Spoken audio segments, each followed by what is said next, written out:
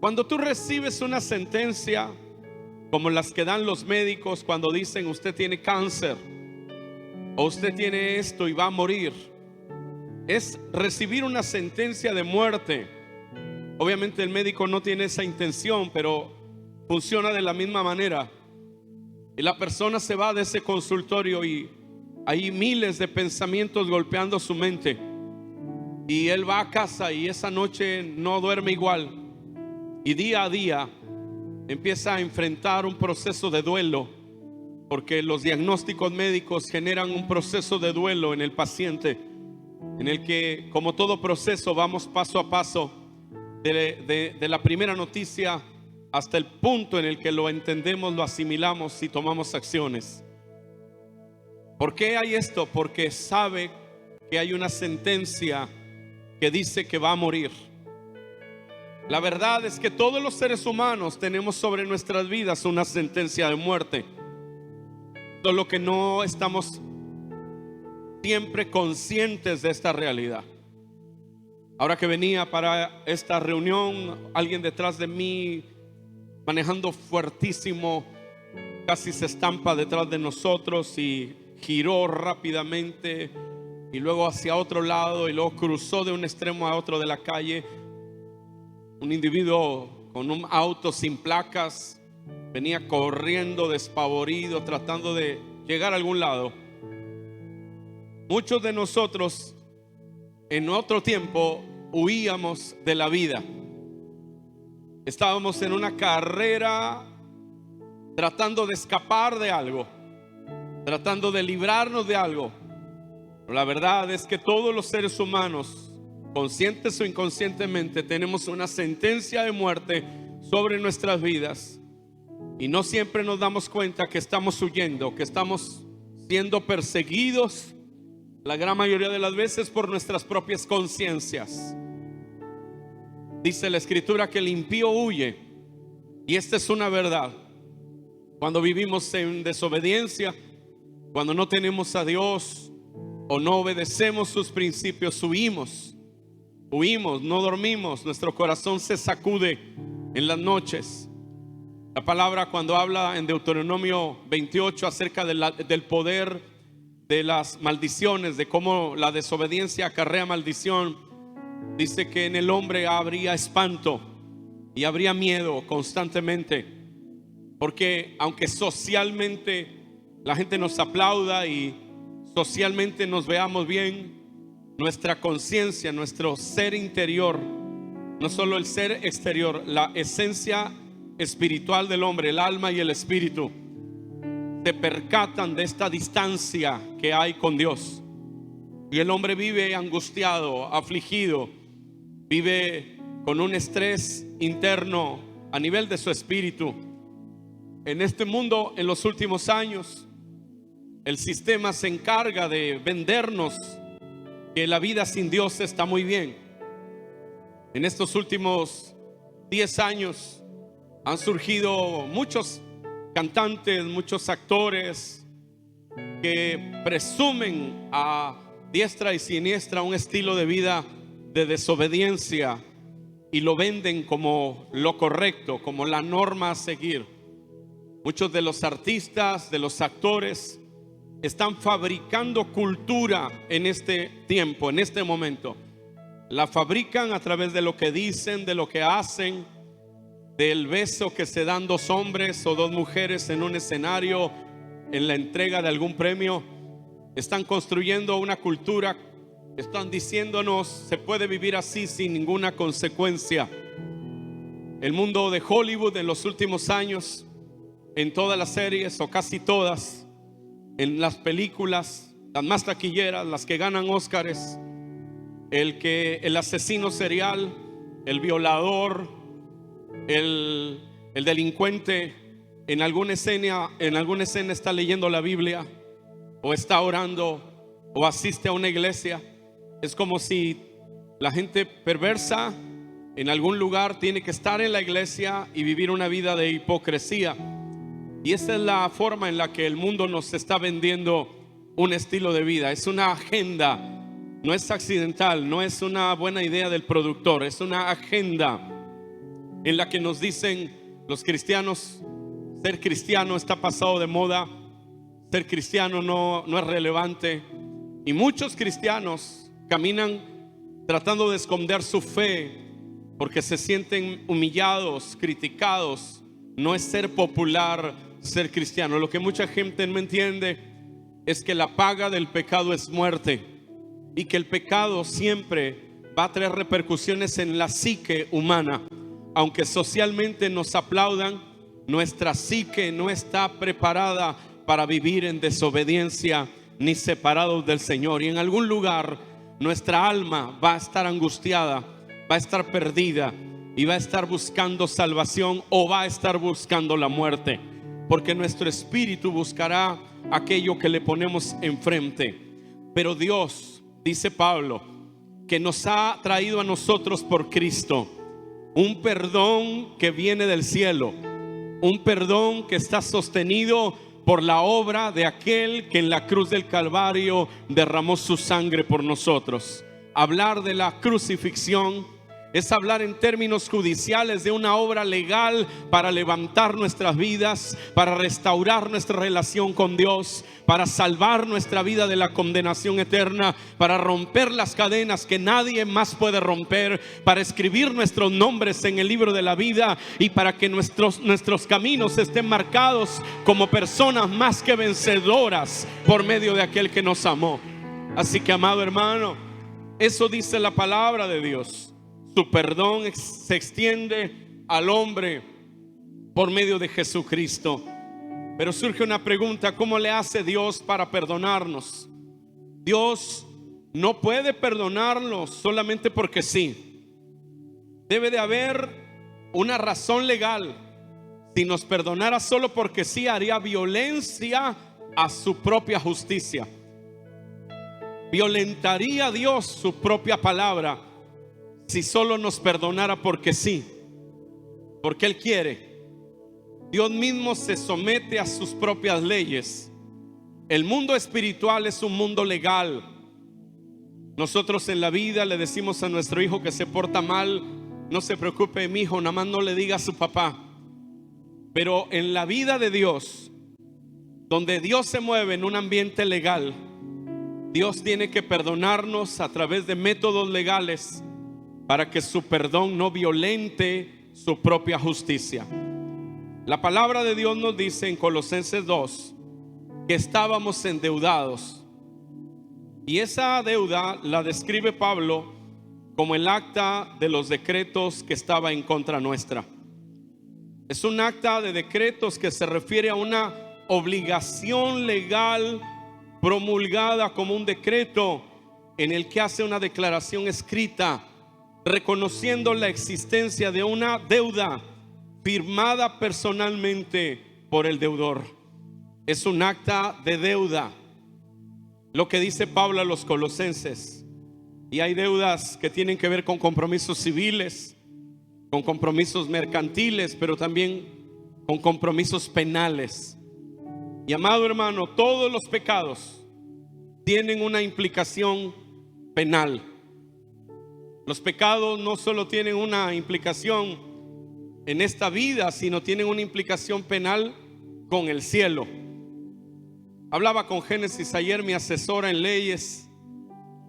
Decía, el tema de los delitos penales es porque tienen una pena. Hay una pena cuando se cometen. Todos nuestros pecados tienen una implicación penal. Somos reos de muerte por causa del pecado.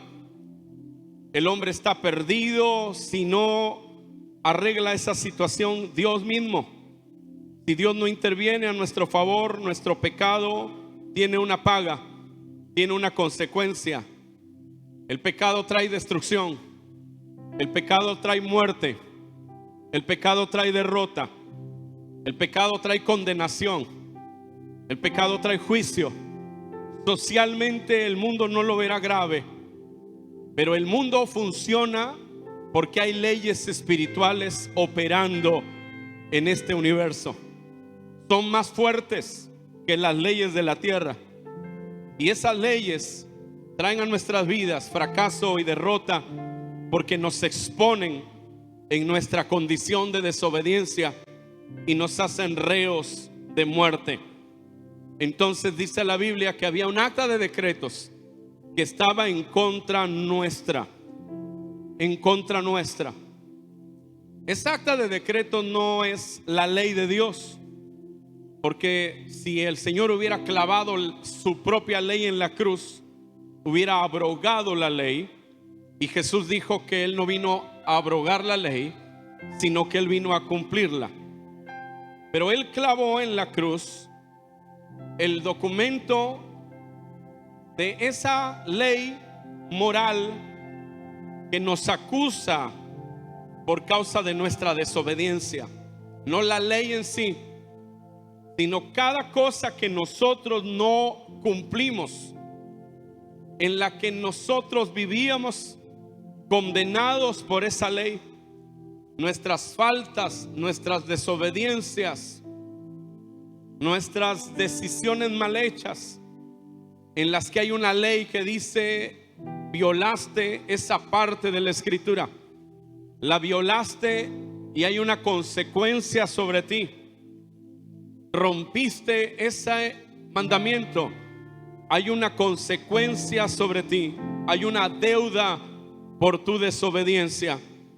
Son decretos entonces que nos acusan, decretos que nos condenan, que dice: tú no tienes acceso al Padre por causa de este o aquel pecado. Es como un espejo que te muestra las manchas de tu vida, un espejo que dice: tienes este y aquel y este otro más pecado, y además no puedes ser libre de esa condenación en tu vida. La Biblia dice que era un decreto en nuestra contra, es decir, es un acta de decretos, de acusaciones en nuestras vidas. El rey David, cuando habla de su pecado, dice: en pecado he sido formado y en pecado me concibió mi madre. La Biblia dice: por cuanto todos pecaron, están destituidos de la gloria de Dios. La Biblia dice que no hay justo ni aún uno, que todo en la vida del hombre es hinchazón y podrida llaga. Pero cuando el ser humano pone su fe en un redentor, cuando alza sus ojos hacia Dios, no hacia los amigos, no hacia el pasado, sino hacia Dios, cuando invoca el nombre del Señor, él tiene acceso a un redentor, a alguien que puede cambiar su estado legal para posicionarlo como una persona que tiene acceso ante el Dios Todopoderoso. Esto nunca fue de iniciativa humana. No es porque el hombre pide perdón. El arrepentimiento ni siquiera es suficiente. Diga: yo maté a alguien, pero ya me arrepentí. Señores policías, no me lleven a la cárcel porque ya estoy arrepentido. El arrepentimiento no es suficiente si no hay un redentor. ¿Me está escuchando? El arrepentimiento no tiene impacto a menos que alguien pague la deuda que nosotros tenemos ante el cielo. Entonces, si el pecado tiene implicaciones penales, el pecado es un delito que tiene una pena que debe ser puesta sobre alguien. Y es entonces cuando necesitamos un redentor, alguien que tome nuestro lugar, alguien que se ponga en tu lugar, en el mío, y le diga al Padre: yo puedo cargar la pena del pecado de Víctor, de Juan, de Lupita, de Fanny. Alguien que tome ese lugar. Eso es lo que Jesucristo hizo. Isaías 53 dice: mas él herido fue por nuestras rebeliones y molido por nuestros pecados, y el castigo de nuestra paz fue sobre de él, y por su llaga fuimos nosotros curados. Todos nos descarriamos como ovejas, cada cual se apartó por su camino, mas Jehová cargó en él el pecado de todos nosotros. Usted y yo estamos en un Viernes Santo celebrando algo que para nosotros es celebración, pero para el Padre fue poner el pecado de todos nosotros sobre Cristo, para que hubiera justicia, el pecado fuera castigado, pero no en ti ni en mí, sino en aquel que está en Getsemaní diciendo: si fuese posible que pase delante de mí esta copa, mas no se haga como yo quiero, sino como tú, oh Dios. Dios dice en su palabra, hablando de mirar lo que pasó en la cruz y responderle a Dios, si Él, dice Pablo, nos ha dado una salvación tan grande, mirar esta salvación tan grande a nosotros nos debiera llevar, como dice Hechos 3:19, arrepentíos y convertíos para que sean borrados vuestros pecados, para que vengan de la presencia del Señor tiempos de refrigerio. Debieran de ser para nosotros reales las palabras de Isaías en el capítulo 43, verso 25, cuando dice: yo soy el que borro tus rebeliones por amor de mí mismo, y no me acordaré de tus pecados. Dice la palabra del Señor, Isaías 44, verso 22: yo deshice como una nube tus rebeliones y como niebla tus pecados. Bendito sea el nombre del Señor. Vuélvete a mí porque yo te redimí. Vuélvete a mí porque yo te redimí. En esta hora hay una voz de esperanza para aquel que ha pecado, para aquel que ha estado alejado de Dios. La voz del Dios Todopoderoso que dice: yo he pagado en la cruz para ti, regresa a mí, regresa a mi camino. Alabado sea el nombre del Señor. Entonces, hay un documento del que Pablo habla, que es la evidencia de que algo ocurrió que a nosotros nos ha dejado libres para acercarnos al Señor. Dice que tomó el acta de los decretos que estaba en contra nuestra y la quitó de en medio. La idea es como una barda que cerraba la puerta, como una serie de obstáculos en el camino. Él los quitó de en medio. ¿Quién los quitó? Dios Padre, a través de su Hijo. Él quitó de en medio la barrera que nos estorbaba, lo que nos impedía acercarnos a un Dios santo. Dios es santo, lo sabemos, y los seres humanos somos pecadores. Lo hemos oído muchas veces, y hemos oído que Dios no puede tener comunión con los pecadores por su santidad, y entendemos como que Dios nos dice: tú vete para allá porque hueles mal. Pero como Él es un Dios santo, la realidad es que si nos tratara con su santidad en pecado, tendría que condenarnos, tendría que enviarnos al infierno, porque esa es la demanda de su santidad. Así que esta distancia entre su santidad y el pecado es una expresión de su amor, en tanto no entreguemos nuestra vida a un redentor que ha pagado la deuda. Dios dice: no puedo tener comunión contigo, porque si la tuviera tendría que condenarte, porque mi santidad me lo demanda, y tendría que enviarte al infierno. Entonces nos da un espacio para que en ese espacio tú clames a aquel que dijo: yo soy el camino, yo soy la verdad, yo soy la vida, nadie viene al Padre si no es por mí. Hay uno que dio la paga de nuestro pecado en la cruz del Calvario con su sangre, y con su sangre, dice Apocalipsis, nos ha redimido de todo linaje, de todo pueblo, de toda nación. Alabado sea el nombre del Señor, bendito sea su nombre por eso. Él ha despejado el camino, Él quitó el acta de en medio. No hay nada que se interponga entre nosotros y Dios, excepto nuestro pecado, cuando decidimos que permanezca en nuestras vidas.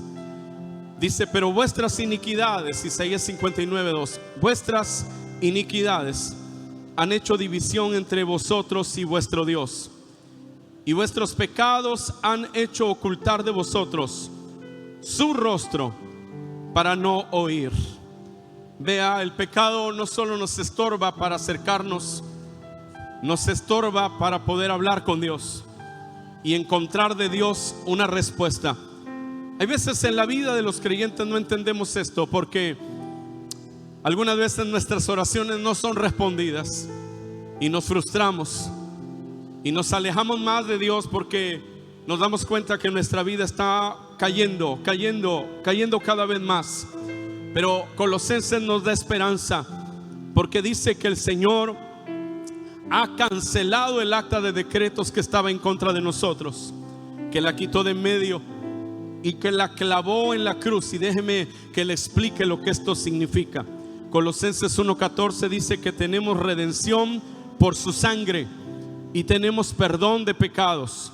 Colosenses 1:21 y 22 dice: y a vosotros también, que erais en otro tiempo extraños y enemigos en vuestra mente, haciendo malas obras, ahora os ha reconciliado en el cuerpo de la carne por medio de la muerte, para presentaros santos y sin mancha e irreprensibles delante del Señor. Nadie puede ser presentado sin mancha, irreprensible delante de Dios, sino solamente porque Cristo cumplió con el pago de la deuda de nuestros pecados. ¿Qué es lo que pasa en la cruz? En la cruz el Padre agarró un documento, y le explico lo que pasaba en Roma. En Roma, cuando una persona debía, había obviamente un documento que se firmaba de una deuda. Y cuando la persona ya pagaba esa deuda, entonces se ponía ese papel de pago clavado en la puerta de la ciudad. Entonces todo el mundo podía ver que esa deuda ya se había pagado. Así que nadie podía decir él debe, porque esa deuda ya se había pagado. En la vida nuestra hoy, cuando tú cometes un delito y estás preso y tú sales de la cárcel, hay un documento que avala que tú purgaste una condena y saliste de allí. Cuando una persona tiene una hipoteca y ya la pagó, el banco le da un documento de no adeudo que dice que ya lo pagó. Nadie le puede cobrar 2 veces lo que ya pagó, ni nadie puede meterlo a la cárcel 2 veces por el mismo delito, porque ya está pagada esa deuda. Lo que está diciendo Colosenses es que cuando Cristo estaba muriendo en la cruz del Calvario y estaba derramando su sangre por ti y por mí, toda la justicia de Dios fue satisfecha. En el cielo, todas las demandas que la ley daba hacia tu vida, todo lo que la ley decía que tú no habías podido cumplir, el Señor, a través de su Hijo en la cruz del Calvario, estaba cumpliendo todas las demandas de la justicia. Y entonces Él tomó esa deuda tuya y la clavó en el madero y le dijo no solo a la gente, sino al mundo espiritual, que tus pecados han sido perdonados. Hasta el día de hoy ese documento está clavado en ese madero en el mundo espiritual y está diciendo que tu deuda ha sido resuelta. Si tú tienes a Cristo, tienes libertad. Si tienes a Cristo, tienes perdón. Si tienes a Cristo, tienes sanidad. Por su llaga hemos sido curados. Si tienes a Cristo, tienes acceso al trono de Dios. Alabado sea el nombre del Señor. Y despojando a los principados, dice, y a las potestades, los exhibió públicamente, triunfando sobre de ellos. Ahora Él tomó a los demonios y los exhibió como los ejércitos romanos cuando entraban después de una batalla y traían prisioneros de guerra. Los traían enfrente.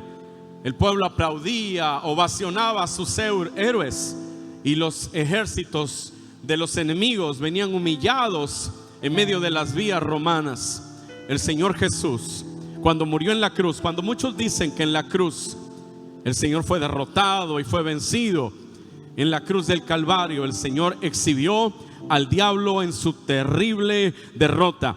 Mucha gente ve al diablo como muy grande, como muy malo, pero el diablo no es omnipotente, ni es omnipresente. El diablo no es omnisciente. Y aunque en este momento hay muchas personas que piensan que el mal va ganando y el bien va perdiendo, el final de la historia dice que el Señor nos ha redimido de todo linaje, de todo pueblo y de toda nación. Significa que en el cielo, cuando se cuenta la historia de la iglesia, se ve a una iglesia triunfante, alabando al que está sentado en el trono y al Cordero, a quien sea la gloria, el honor, el imperio por los siglos de los siglos. En esta batalla Jesucristo ganó, y en esta batalla la iglesia es más que vencedora. Estamos en una temporada intensa, una temporada compleja, en el tema de la fe, de las convicciones, con una avalancha de ideologías, pero Jesucristo ganó. Esta batalla está ganada.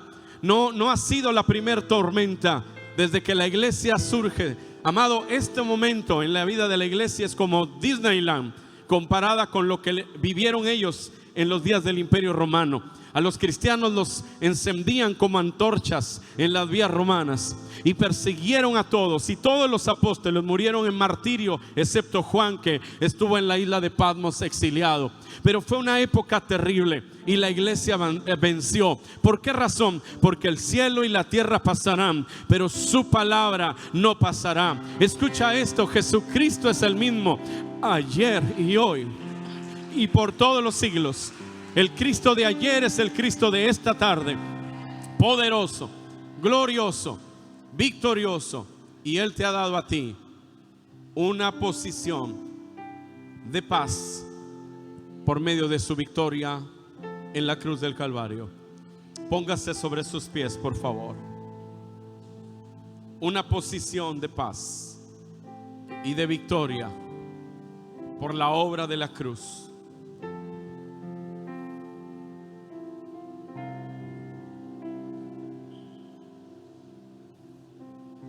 No sé qué es lo que el enemigo ha estado diciendo,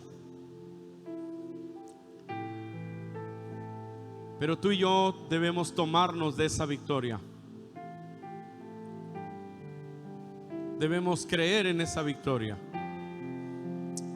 y debemos de vivir en esa victoria. Y no debemos dejar que el enemigo nos robe más, no más, porque su victoria nos ha hecho victoriosos. ¿Me escuchó?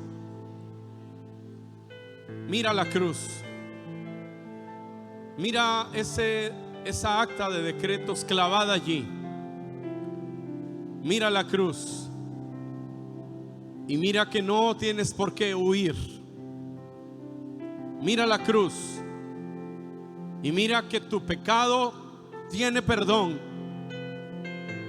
no por tus obras, no por tus fuerzas, sino por lo que ocurrió cuando esa sangre fue derramada. Mira esa cruz y levántate en el nombre del Señor. Mira esa cruz y luego voltea y mira a tus enemigos y mira al diablo y a sus demonios. Esa cruz 2000 años después sigue gritando que el diablo está derrotado, que ese enemigo que te persigue no tiene autoridad legal sobre ti, que esa tormenta que ha estado sobre tu vida realmente ya fue vencida en el madero. Alabado sea el nombre del Señor. Que todo el cielo se abrió para encontrarse contigo, porque así de grande fue la victoria del Calvario. Mira la cruz y encuentra en esa cruz la restauración de tu vida. Mira en esa cruz la restauración de tu familia. Mira en esa cruz el milagro por el que tú necesitas esta mañana. Voltea y mira la cruz y ve cómo en esa cruz el enemigo cada vez que la recuerda tiembla. Mira esa cruz y descubre que hay una esperanza para ti, que hay victoria para ti. Mira esa cruz y recuerda que mayor es el que está contigo que el que está en el mundo. Mira esa cruz en esta mañana y levántate y anda. Mira esa cruz y toma el manto que has tirado y recógelo, porque el que te llamó es fiel para sostenerte. Alabado sea el nombre del Señor. Mira esa cruz y mira ese decreto clavado en ese madero, sellado con la sangre del Cordero. Mira ese decreto que te acusaba, que está ahí exhibiéndose diciendo: ha sido perdonado, tiene esperanza, puede levantarse. Mira esa cruz y recuerda que hay un Dios que perdona, hay un Dios que su sangre te limpia en este día. Mira la cruz y recuerda que puedes levantarte, que hay un nuevo comienzo, que este año es año de Espíritu Santo y fuego, y que el Espíritu Santo viene sobre ti, porque en esa cruz tú fuiste declarado apto para ser visitado por su gloria y por su poder. Voltea Y mira esa cruz. Y mira ese decreto que ha hecho de ti un victorioso, no por tus fuerzas. Dile al Señor: revélame lo que pasó en ese madero, para que yo pueda vivir como tú me llamaste a vivir. Recupera lo que el enemigo te ha robado.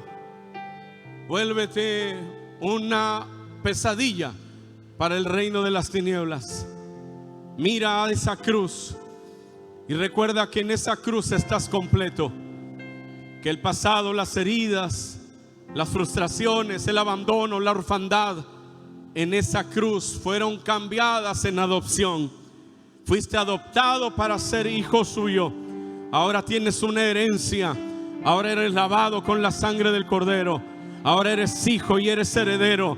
Alabado sea el nombre del Señor. Mira esa cruz y descubre que tú has sido llamado para hollar serpientes y escorpiones y sobre toda fuerza del enemigo. Mira esa cruz y descubre que el diablo no tiene autoridad sobre ti. Mira esa cruz y recuerda que el enemigo está vencido. Alabado sea el nombre del Señor. Voltea a mirar lo que pasó en ese Calvario, y yo he venido a decirte que mayor es el que está contigo que el que está en el mundo.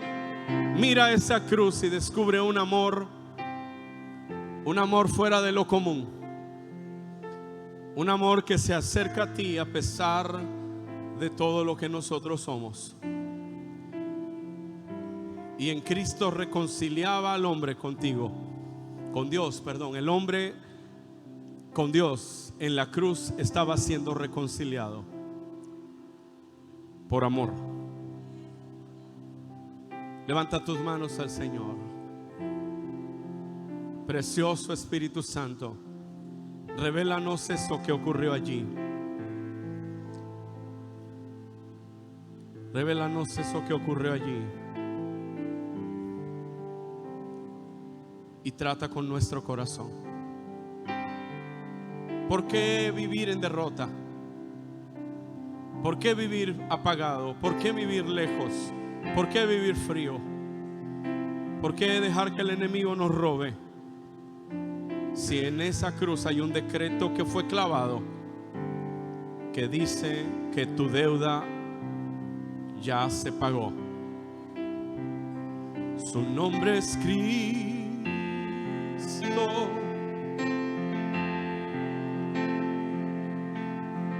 Jesucristo, Dios poderoso, Rey de mi ser, Rey de gloria. Vamos con todo, con todo. Su nombre es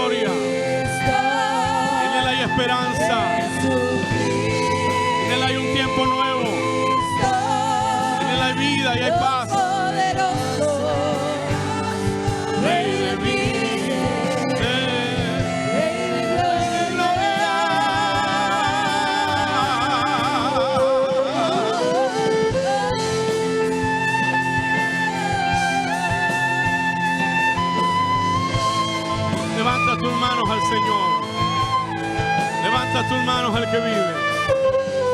Padre, te adoramos, te adoramos, te adoramos, te damos alabanza.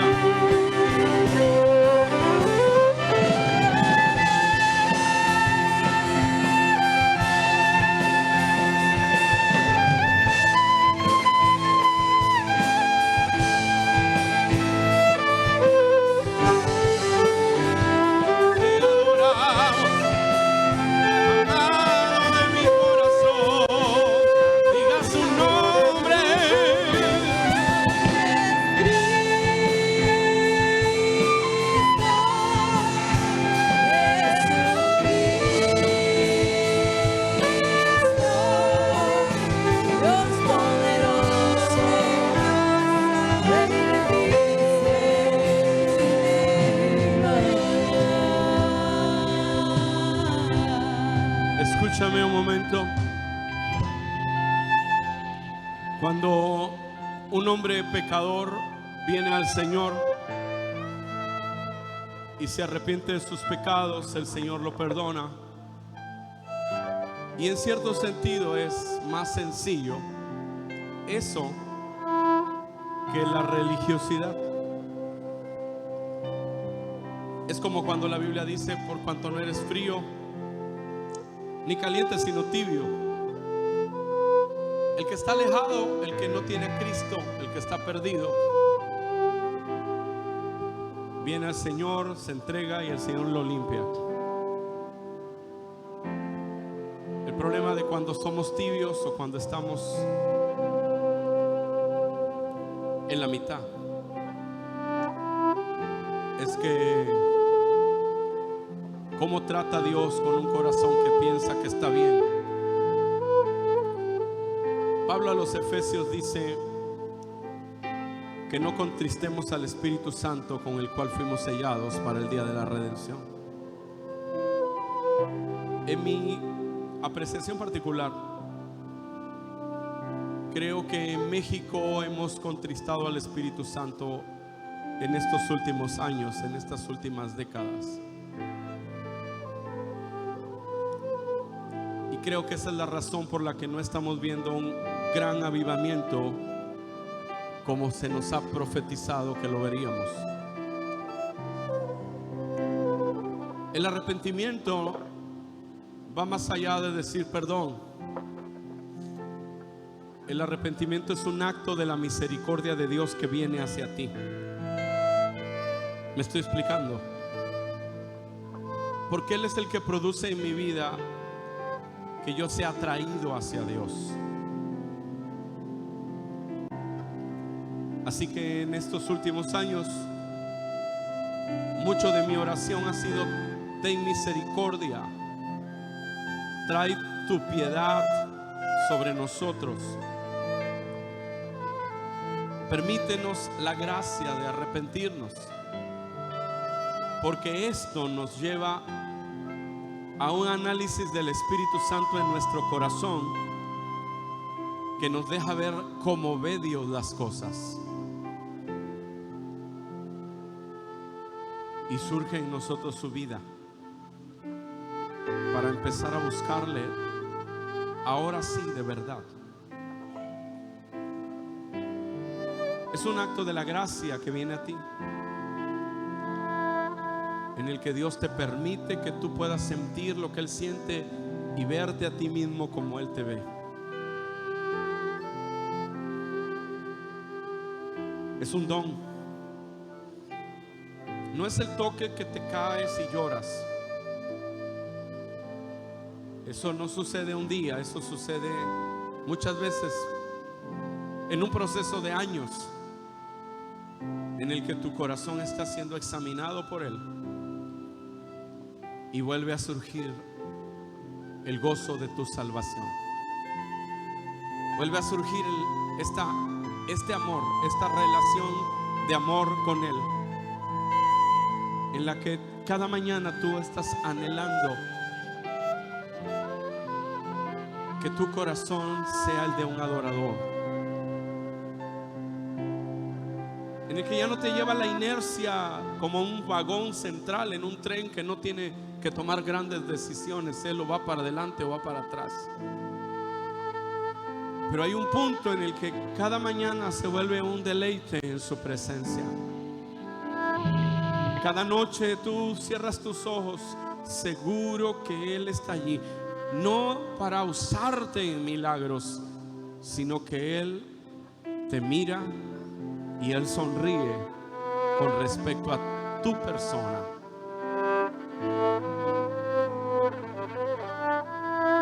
Y yo creo que Dios este día nos invita a decirle: Señor, déjame ver lo que pasó en la cruz y produce vida otra vez en mí.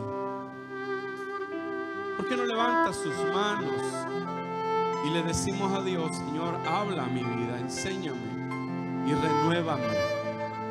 Él lo quiere hacer porque su amor es más grande que todo. Mira, el diablo no tiene autoridad sobre ti, no la tiene, excepto si tú se la das. Y el pecado abre una puerta a cadenas demoníacas que estorban que nos levantemos. Yo estuve en República Dominicana hace unas semanas. República Dominicana hace frontera con Haití, uno de los países más pobres de América. Y yo le pregunté al que iba conmigo, que por años fue el coordinador de Gigi Ávila en toda República Dominicana, y le dije: oiga, hermano, ¿y qué con Haití? ¿Cómo está Haití? ¿Cómo está la iglesia allá? Dijo: ahí hay muchos cristianos, dice, pero Haití es un lugar de oscuridad, hermano. Le digo: ¿cómo? Sí, dice, usted en Haití, dice, usted va a predicar y hay todo tipo de manifestación demoníaca. Le digo: sí, dice, sí, el vudú y todo lo que ellos han hecho ha establecido principados sobre ese pedazo de la isla. Hay gente que la convierten en animales, las convierten en caballos, las convierten en perros. Es una brujería muy de alto nivel. Pero curiosamente República Dominicana es todo lo contrario. República Dominicana tiene una iglesia poderosa, casi la mitad del país son evangélicos. Pero tú cruzas la frontera a Haití, hay pobreza, hay miseria, hay demonios. Pero de la frontera hacia el lado dominicano hay poder, hay avivamiento, hay milagros, hay salvación, hay libertad. Porque el diablo está derrotado. Lo único que lo mantiene tomando control es nuestro pecado.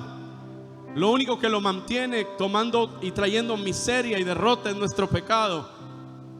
Pero cuando el Señor entra, Él trae vida y trae sanidad. Así que si esta tarde esta palabra es para ti, ven aquí.